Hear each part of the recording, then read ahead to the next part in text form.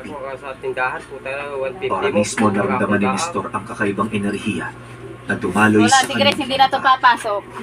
Magsasalansan na lang Hindi ito niya ng mawari basahan ka. paglaki. Ay, munon, makakatapos ka sa kasalansan. Ano ba sabi mo?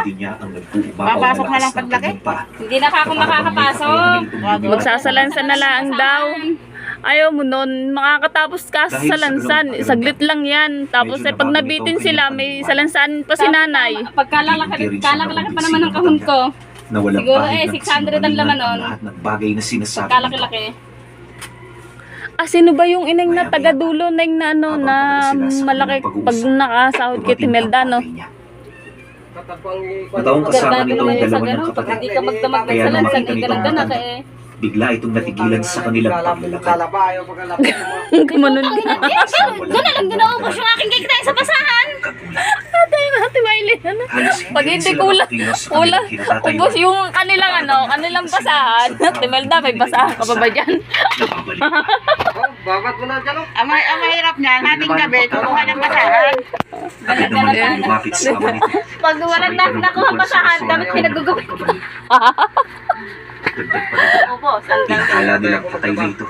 Kaya ang pagbalik nito sa kanila ay talaga Ang namang... masama pa nito, pag nakulangan, Ay, bakit ho kayo bumalik? Hindi ho ba't bawal na kayong tumutong dito? Ha? Magagalit ang ating mga kadugo. Sa sandaling malaman nila ang pagpunta nyo rito. sabi mo kay Lola Emily.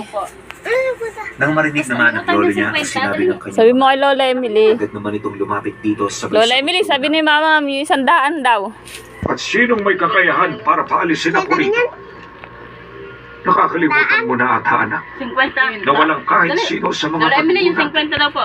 ang may kakayahan kalabanin ako. Gabi na yung nalulutiting. Umalis ako ng kagustuhan ng aking loob. Yung bayad At babalik ako kapag tempo ko. 150 raw. May mga rason ang aking pag-uwi. Kaya mas Nako. mainam na ihanda mo Lasing na, no? ang ng ako kong sinestor. Lasing na naman yun. Alis kami Hindi na maya-maya natulog. Ako'y tulog na. kapag naihanda mo na ang Kanila lahat. bahay, di lasing. Narinig ko. Kung pag-asa ka ng Pangken, Dahil pangken. sa sinabi nito, Baka naman. wala namang nagawa Kahit ang kaunti tatay. lang. Daming huli eh. Hindi mo nakaka-insul sa bagay. Mas marami nga silang huli. Maging Kaysa siya sa kanila. halos hindi talaga Nagya- makakaliwan. Nagyayabang. Nagyayabang lang yun, ineng. Ano ba ito? Kina Preda doon. Kahit hindi Niyayabangan ka lang nun. Alam niyang takot na. Baka naman, pangken. Kahit ka.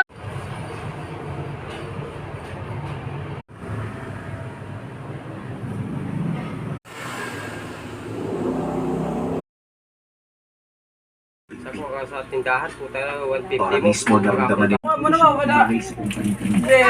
Kahit may